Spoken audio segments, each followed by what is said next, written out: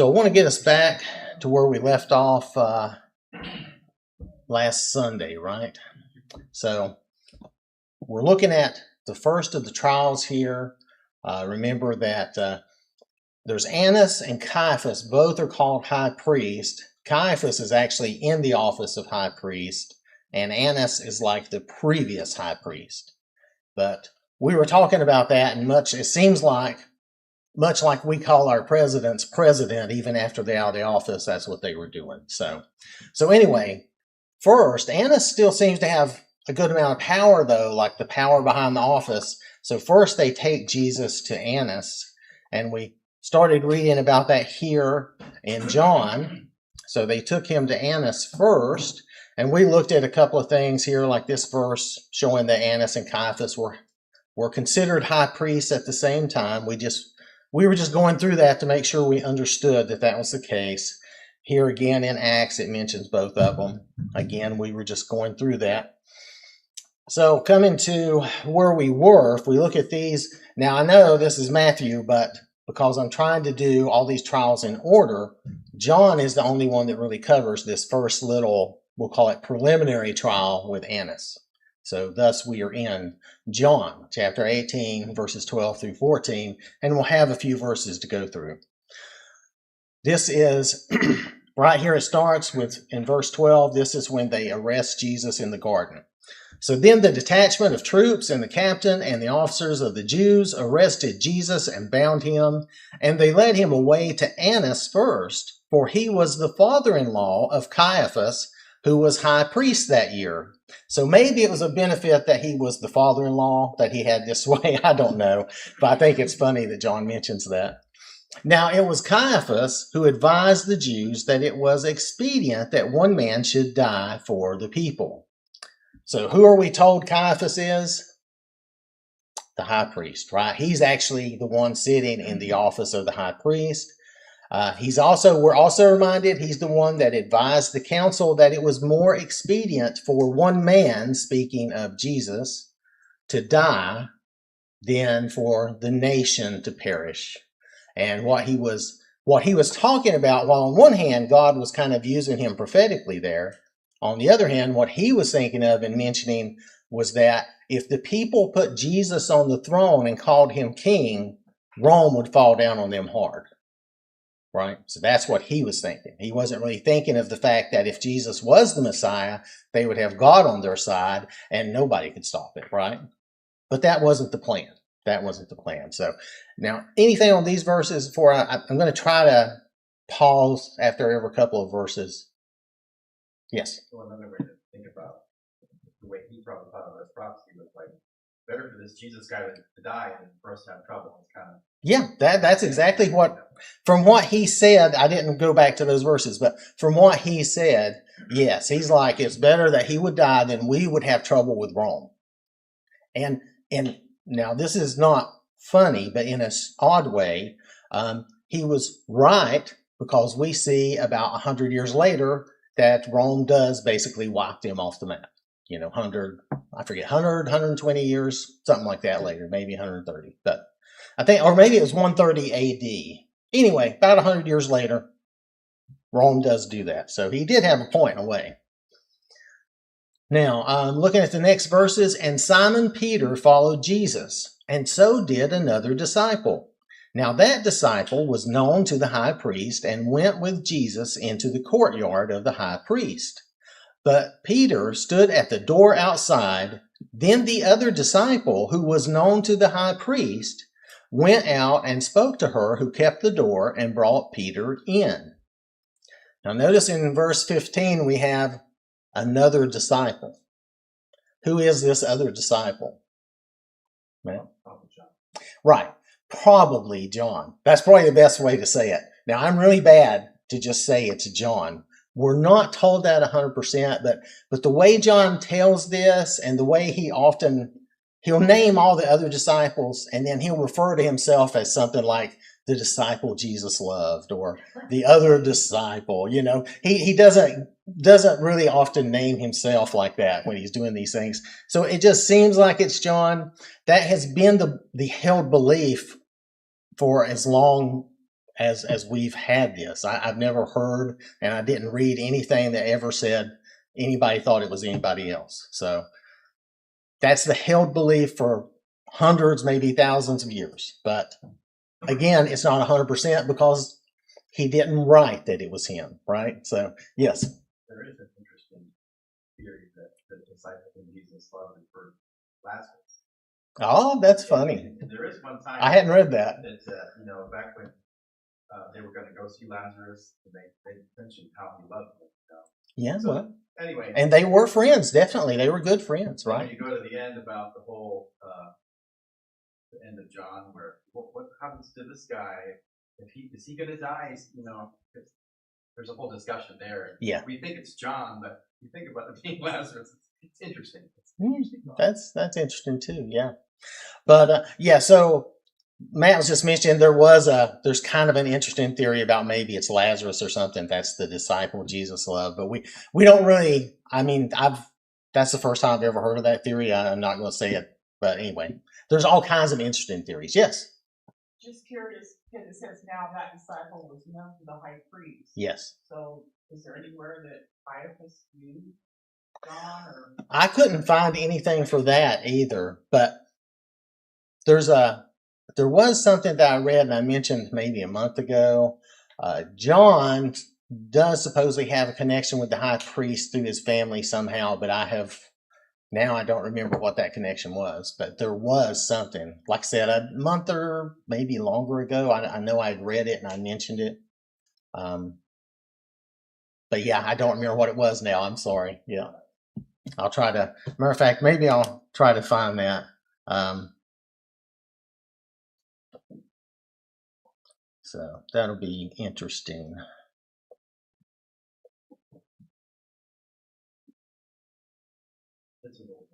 Huh? It's all over. Yeah, it can be. And in a way, I guess it doesn't totally matter, but it's one of those things that if we can figure it out, if we can find out for sure, that would be good to know, right? All right. So now I did see something too. Now almost all translations agree on how this is written, like in verse 15, it says another disciple, and then down in 16, it calls John the other disciple. And there was just a little blip, a couple of little things that thought somehow that was not translated correctly or that was off and it should be written differently, but I couldn't find anything to really prove what they were saying. To me, it looked like this is correct. The same word in Greek is there for another disciple. Another is the same word as other disciple down here. And the thing is, it's contextual because both of those apply. That word can mean another or it can mean other, and it's contextual. And in this case, in verse 15, another disciple, he's introducing this other disciple. He's bringing him into the account, right? So it's another disciple. And then in 16, he's just referring back to the same disciple. So he says, the other disciple who was known to the high priest. He's not bringing in a third disciple, but it's referring back to the same one from verse 15. But for some reason, some people thought that was confusing. So I just mention it in case, All right, so let's see. All right, so again, we don't know 100% that it's John, but the way it's been, the way he does, I tend to believe it's him. So, and plus, we did have something in the past where I mentioned that, so I have to go back and find that. But we do see Peter and John are often together, right? If you remember through the Gospels, Peter, John, and James a lot. And then even in the Acts, we see Peter and John together a lot. And so it's not uncommon to see them together. Who goes to the empty tomb? Peter and John. And if I remember right, I think John says he outruns Peter. And it's one of those funny little things that John puts in there like that. All right, but everything we have is kind of circumstantial. So I have to admit that, right? All right. Notice that this is taking place in the courtyard of the high priest. The high priest has a residence, And both Annas and Caiaphas are in this same basic residence. It could be that it's a few different buildings, or it could be one sort of palatial complex. I was not clear exactly on what that was looking like. But this is taking place in the courtyard of that residence, that complex. So it's not like I always imagined these things happened behind closed doors in a room or something, but that's not what we see here. And that'll make one thing more clear later when it says that Jesus looks at Peter. If y'all remember that happens in John, if I remember. So anyway, this is happening. This is taking place in the courtyard. At night, this is not a normal trial or a normal process that they're going through. Does anybody have anything else on these verses? Okay, so the next verses. Then the servant girl who kept the door said to Peter, "You are not also one of this man's disciples, are you?" He said, "I am not." Now the servants and officers who had made a fire of coals stood there, for it was cold, and they warmed themselves. And Peter stood with them and warmed himself. I'm not going to cover all the denials, but this one denial is like right in line where it's supposed to be in the chronicle of the events, right? Most of the others, when they mention Peter's denials, they mention them after these trials. And so they're kind of summarized. And it sounds like they all happened real fast at the very end of the night, but that's not really how it happened. They happened over the course of the night. This one's the earliest denial. This is when he's first led into the courtyard and he denies the Lord. So, and then we'll see the others, like I said, they really appear as a summary at the end of the other accounts. So just something to be aware of. Okay, anything on these verses? Because we'll cover the denials more after we go through this. Okay. All right, so verses 19 through 21, the high priest then asked Jesus about his disciples and his doctrine. Jesus answered him, "I spoke openly to the world. I always taught in the synagogues and in the temple, where the Jews always meet, and in secret I have said nothing. Why do you ask me? Ask those who have heard me what I said to them. Indeed, they know what I said." Pardon me, sorry. So, first off, is this legal by the law court here? Are they doing this in a proper way? No, right? They've brought Jesus in here. Again, what they're doing is they're doing this at night. They're doing this quickly. They want to get him dead as soon as possible before the people would have a chance to know and have any kind of uprising or anything like that. Now, in the Old Testament, they had to establish everything by 2 or more witnesses. We're going to see them really struggle hard to get anything like that. And matter of fact, John is going to tell us that what they finally come up with are just some false witnesses is all they do, which we understand what that means, right? So Jesus also should have had a chance to have any witnesses for his defense. There's a number of different rules of their own that they're breaking that I'll try to go through, but this represents a perversion of justice that Jesus was facing. He was convicted before he ever walked in because we already know, and they knew, that they just wanted to get him dead and gone. They just wanted to get him killed. That was their purpose. So now, according to what I read about the rules of their trials, and this is just a few things that I know of, unless the person was found not guilty, a trial could not start and end in the same day. Because if they're innocent, you could let them go, right? That makes sense. But if they're guilty, the idea was that they would make sure and hold it over to the next day to give them a chance to ponder over the situation more, and possibly even have some feelings of mercy toward the person, that type of thing. So they were not supposed to be in such a rush as this. And all the witnesses against the accused had to be separate, right? Not strictly just like it says they have to have 2 witnesses, but like you can't have 2 brothers come in that both hate the same guy and accuse him of something and get him the death penalty, right? That would be wrong. So, you had to have a good case that wouldn't involve like collusion or something of that nature. In other words, trying to avoid what they saw in the witch trials, if you remember those. I mean, because those, these people, these women were just accused. Anybody could accuse you and get you thrown in the lake with a rock attached to you. And if you couldn't swim, oh, well, you must have been innocent. You're still dead, but you must have been innocent. And then if you do float to the top and survive, well, then you're guilty. We're going to burn you at the stake. So it's like, that's a no-win situation. That's what the Lord, when he gave them the law, was trying to keep away from those types of situations, right? Trying to prevent them from having that problem. But here they're breaking a lot of the rules to create this situation they wanted. Also, these trials were supposed to happen during the daytime. They had I forget the name of it. They had a place in the temple complex where they would have these trials. If someone was accused of something, they would have these trials in the temple complex in the daytime. They weren't supposed to be happening in the middle of the night like this. So there's that. And the trials were supposed to be more open. All kinds of situations they were supposed to not be able to abuse the system like this. But that's what they're doing. All right, so innocent Jesus, who didn't break the law at all, but he fulfilled it perfectly. He's condemned without sin by this kangaroo court. It's just a show, and he never really, as far as in the court goes, he never really has a chance because they're going to stack everything against him.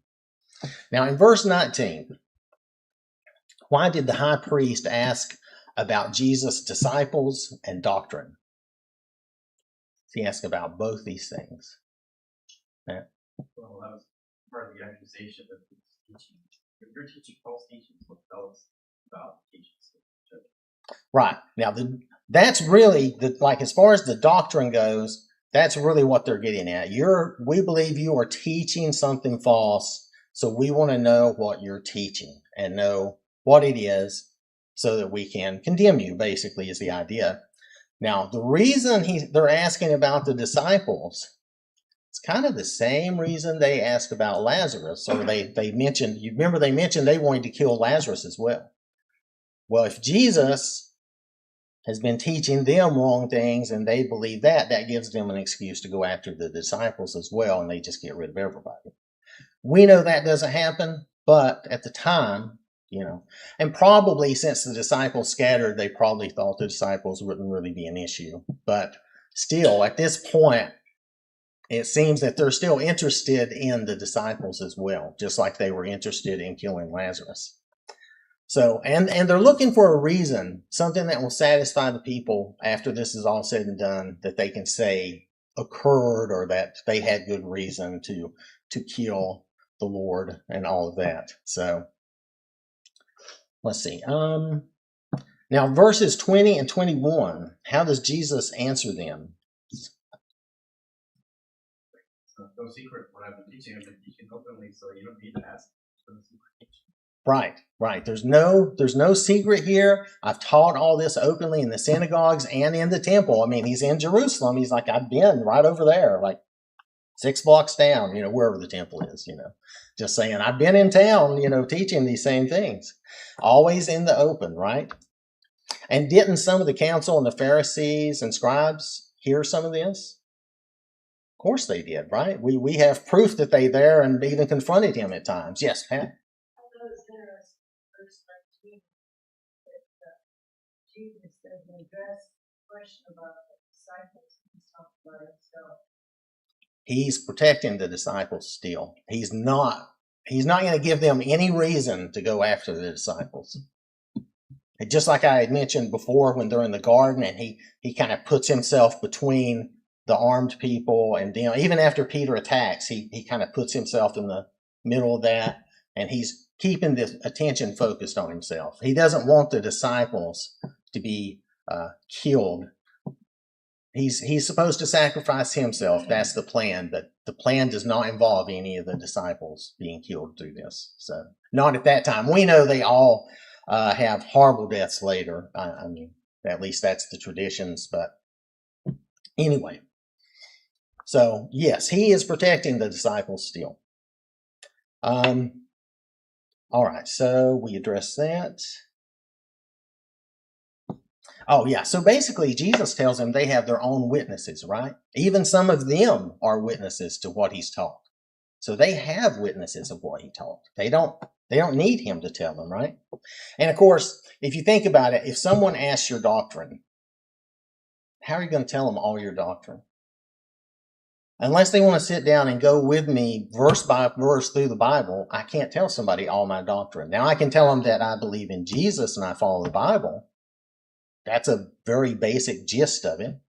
But that doesn't tell you all I believe, right? I mean, that's just not in detail. So anyway, it's kind of a vague question. And so in a way, he has to give them kind of a vague answer.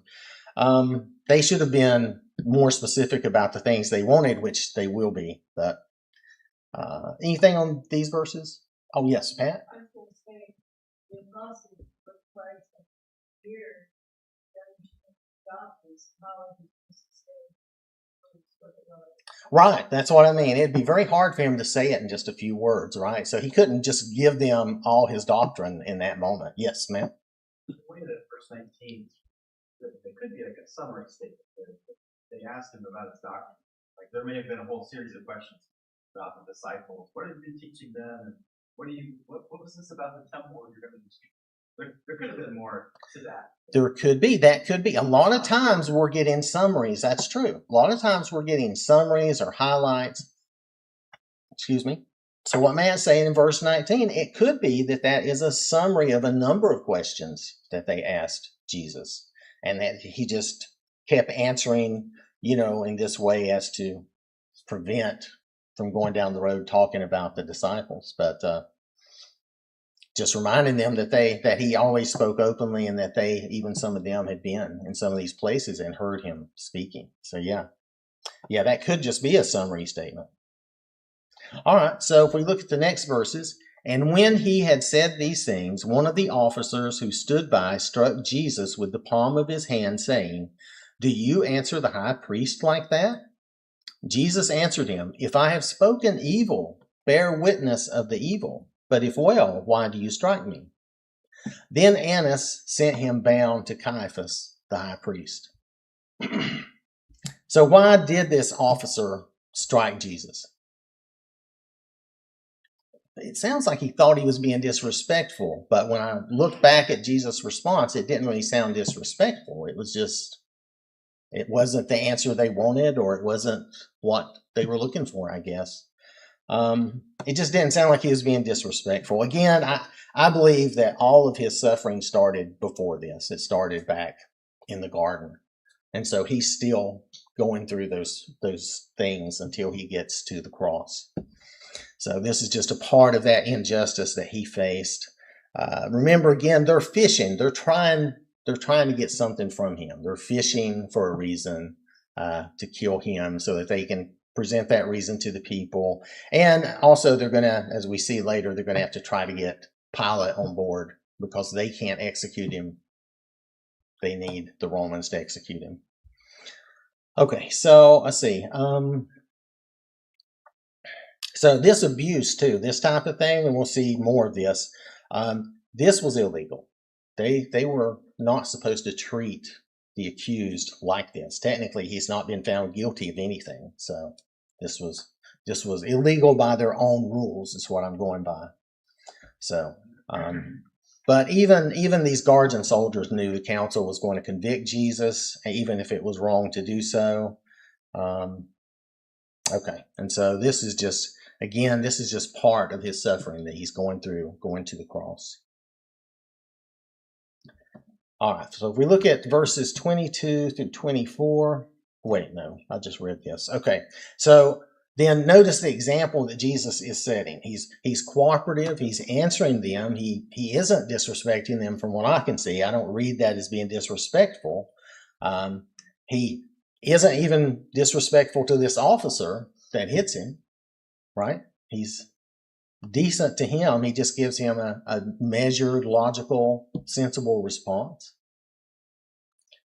So where does Jesus go next? To Caiaphas, right? So he's still in the same high priest complex, right? So this didn't take but a few minutes. So he's going to see Caiaphas, because they're in basically the same building or the same complex. And Peter is still in the same courtyard. So he didn't really have to move. I mean, they may have changed position somewhat. It doesn't really say. And now John totally skips Caiaphas and the Sanhedrin. And just like Matthew skips this with Annas. So we're going to go to Matthew now. We're going to look at Matthew chapter 26, verses 57 through, actually, is it 67 or 68? Let me look here. 68. We're going to look at 57 through 68. And those who had laid hold of Jesus led him away to Caiaphas the high priest, where the scribes and elders were assembled. But Peter followed him at a distance to the high priest's courtyard, and he went in and sat with the servants to see the end.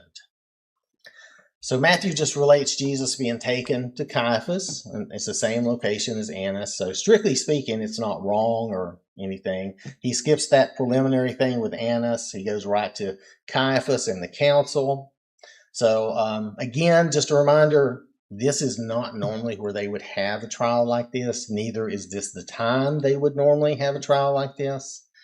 But they're in a hurry to do this in the dead of night, in the cover of darkness, right? Where no one will see. They think no one will see. We'll put it that way.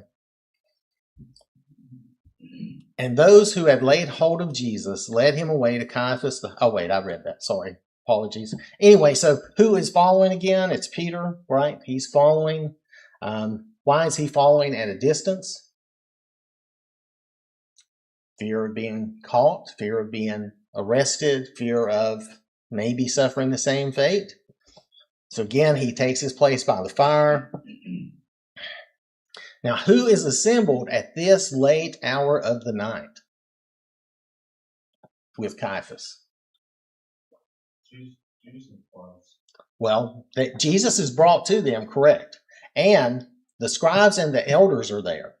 Now, this is late in the evening at best. It could be midnight or later. It could be 10 o'clock. It's late in the evening at best.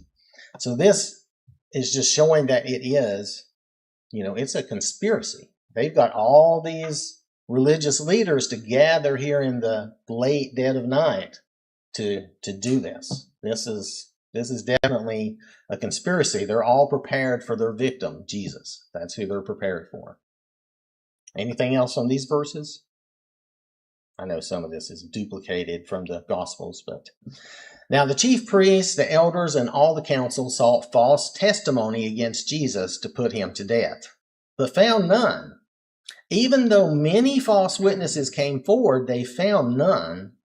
But at last 2 false witnesses came forward and said, "This fellow said, I am able to destroy the temple of God and to build it in 3 days." So what was the council? What were all these guys seeking? False witnesses. They're looking for lies, people who will come together and corroborate. The reason they found none is they all contradicted each other. They couldn't get any that were in good agreement until these last 2, and it makes me highly suspicious of these last 2, but nonetheless, and even, let's see, and John says, but even John says they are false witnesses, right? So they're lying, but they finally found 2 that could lie well together, right? At least their lie agreed with each other. That was the idea, which is, I kind of chuckle at, but it just shows that Jesus is innocent of all this stuff. So, all right, so the claim here at the end, what is their claim? What are they pointing out that Jesus did that was wrong? Well, they're claiming that he said, I am able to destroy the temple of God. Like he was threatening to destroy the temple and build it back in 3 days. It's like they were taking that and making that sound like he was threatening to do that. Is this really what Jesus said, though? No, right? This isn't really what he said. We'll look at this in John chapter 2 real fast, verses 18 to 21. And we can see plainly in in 19 what Jesus is saying. But if we start here at 18, so the Jews answered and said to him, "What sign do you show to us since you do these things?" Now, this was when, early in John, this is the first time that Jesus goes and he cleans the temple out of all the market people, all the sellers, all the merchandisers and all that. This is the first time he does that. So, and he answers them, Jesus answered and said to them, "Destroy this temple, and in 3 days I will raise it up." And the Jews said, "It has taken 46 years to build this temple, and will you raise it up in 3 days?" But he was speaking of the temple of his body. So never was he threatening the temple. Even if these people heard him and thought that, they misunderstood. But John's already said they're false witnesses, so I'm assuming or agreeing that they're lying. Okay. So what does Jesus really say? If we were to just say it in a practical, common sense way, he's saying, "Kill me and I will rise again in 3 days," which is going to happen. So these false witnesses are liars. But these are two that they got to come together, and they were okay. They were okay. All right.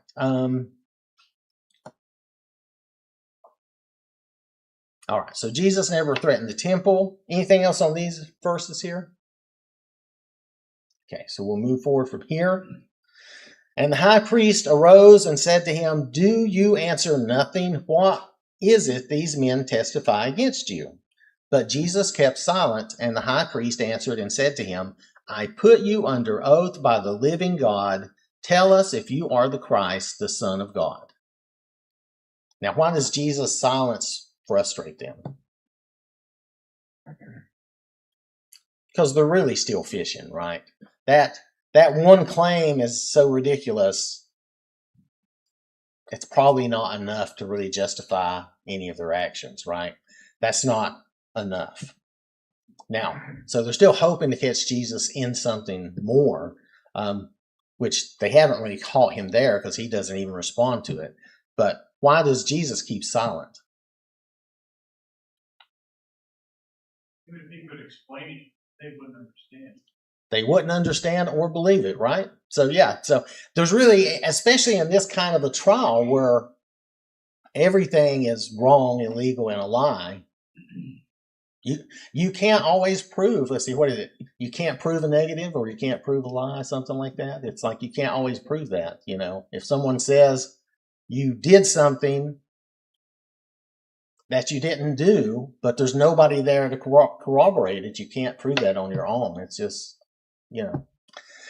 oh, I'm sorry, Rachel. It's also somewhat prophesied in the Old Testament that like the lamb that's silent before its shears, he cannot open its mouth. Yes, and there is that part of it too. He is fulfilling that part of that prophecy where he's like there's a lot of times he's silent and doesn't answer, and this is just one of those times. He's not going to give an answer to this. So there's nothing he can say or will do that will satisfy him at this point, not with that especially. And again, he's fulfilling this prophecy.